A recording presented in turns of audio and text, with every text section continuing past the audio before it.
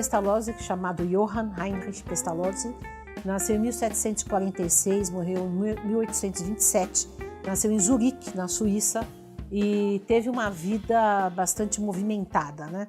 Ele foi um escritor bastante fecundo, escreveu muitas obras, as obras completas dele somam 40 volumes, mas dentro de cada volume são vários títulos, fora as cartas que ele mandava, então ele escrevia muito, né? Mas ele também foi um homem da prática pedagógica. Ele testava as suas teorias na prática e mudava as suas ideias a partir das experiências práticas. Pestalozzi teve diversas experiências pedagógicas que duraram alguns anos e fracassaram financeiramente, né? Ele teve muita dificuldade financeira. A primeira dela em Neuhof, numa fazenda que era a herança da mulher dele, onde ele desenvolveu uma educação para as crianças camponesas, né? Depois teve uma experiência curta, mas definitiva, que foi a de Stans. Ele lidou sozinho com 80 crianças órfãs, traumatizadas de guerra, com a ajuda apenas de uma governanta. Essa experiência que transformou a vida do Pestalozzi. Depois ele teve uma outra escola em Burgdorf, que demorou alguns anos, e por fim, Yverdun veio como coramento da sua obra. Ele recebeu a oferta do cantão de Neuchâtel, na Suíça. Eles ofereceram para ele um castelo medieval do ano 1000, que até hoje está lá, hoje é um museu do Pestalozzi. Nesse castelo de Verdun, ele criou a sua escola definitiva, porque foi a escola que durou mais tempo, 20 anos, acabou antes dele morrer, 2 anos antes dele morrer, em 1825. Mas se tornou um centro de referência de educação na Europa. Vinha gente de todo lugar, até dos Estados Unidos também, visitar a escola, conhecer, se inspirar, né, nas ideias e nas práticas de Pestalozzi. E essa escola funcionava de maneira muito vanguardista, na época, vanguardista até hoje, né? E era uma educação muito ativa. Pestalozzi não dava aula, mas ele coordenava e tinha uma relação muito afetiva com as crianças.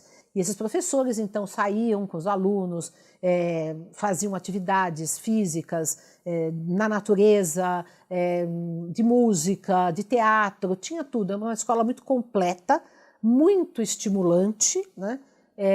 E bastante afetiva, né? Então, semanalmente, as crianças iam conversar com o Pestalozzi. E o mais interessante é que se tratava de uma escola experimental, porque o que acontece? Os professores se reuniam com o Pestalozzi semanalmente e iam testando ideias, projetos pedagógicos, e depois ele escrevia sobre isso a partir da prática do Instituto de Verdun.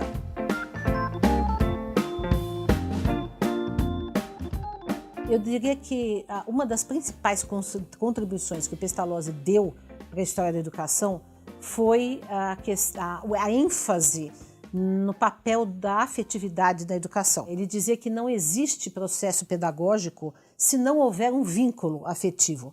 Isso era muito novo. Depois isso iria se aprofundar, outros educadores e psicólogos iriam falar sobre isso, mas foi o Pestalozzi que primeiro teorizou especificamente sobre isso. Ele dizia que o amor na educação tem que ser um amor vidente, né? Ou seja, um amor lúcido, um amor que enxerga o outro, né? É um amor construtivo, que ajuda o outro a crescer, que ajuda o outro a ser, né? E a se fazer. Outro conceito do Pestalozzi era a ideia de uma educação integral, que ele resumia metaforicamente em coração, cabeça e mãos, né? E o que significava isso? É que ele pensava que a educação deveria desenvolver simultaneamente e equilibradamente todas as potencialidades do ser humano, no sentido cognitivo, né, emocional, moral e também ativo, né, que é o que eu simbolizava as mãos, né? Ele achava que se houvesse um descompasso entre o desenvolvimento dessas potencialidades, é que gerava um ser humano problemático.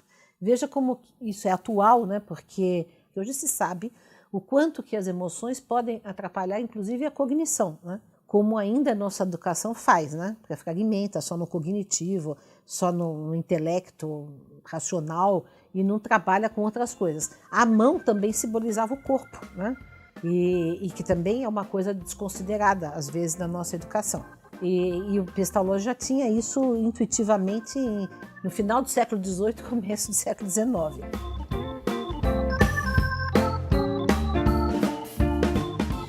diria que praticamente todos os grandes educadores do século XIX, do século XX, tiveram influência de Pestalozzi. Por exemplo, Maria Montessori conhecia, citava Pestalozzi, e ela tem muita influência do Pestalozzi, né? Por exemplo, Freinet tem influência do Pestalozzi. Pestalozzi, por sua vez, era discípulo de Rousseau, então estão todos na mesma tradição, né?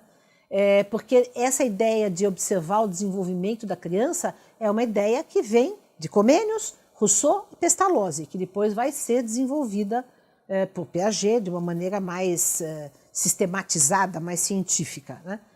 Mas todo o movimento da escola nova, né, que teve grande influência no Brasil na década de 20 e de 30, toda ela é influenciada por Pestalozzi, né? Então, uma das coisas, por exemplo, que Pestalozzi inventou e que depois inúmeros educadores iam reproduzir, até hoje a gente tem nas nossas escolas, é a aula passeio, né? Sair, de pesquisar, de, enfim, olhar o ambiente, né? Ele tinha, por exemplo, as crianças tinham horta, né? Tinham aula de música, tinham projetos, ou seja, era, digamos assim, um Summerhill do século XIX, né?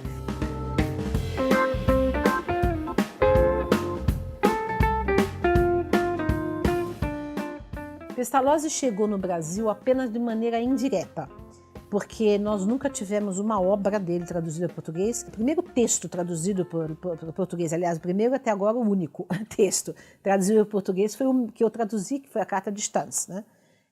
Então, ninguém no Brasil nunca chegou a ler os originais das obras de Pestalozzi. Então, como que chegou Pestalozzi aqui? De maneira indireta. Por exemplo, teve o Joaquim Macedo, né? Teixeira Macedo, que no século XIX foi à Europa, pegou alguns textos, conheceu, falou alguma coisa aqui no Brasil. Nas revistas de educação, no início do século XX, se falava de Pestalozzi, mas como ele tendo sido criador do método intuitivo. Inclusive, em vários documentos da escola pública no Brasil, das primeiras décadas do século XX, se mencionavam esse método intuitivo como sendo o método de Pestalozzi, né?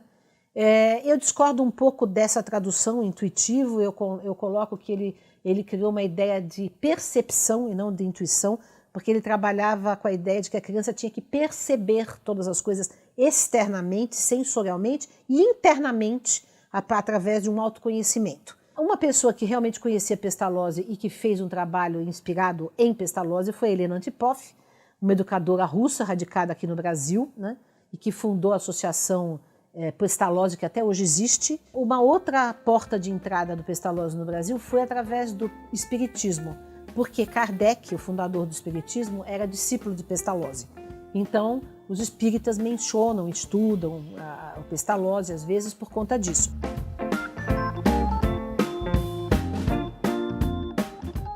Para quem quiser conhecer mais sobre Pestalozzi, pode procurar o meu livro, Pestalozzi, Educação e Ética. Agora, há muitas obras traduzidas do Pestalozzi para o espanhol, que foram recentemente traduzidas, né? Por exemplo, Minhas Indagações, que é um livro filosófico muito interessante do Pestalozzi, Como Gertrudes Ensina Seus Filhos, Leonardo e Gertrudes, que é o romance dele, né?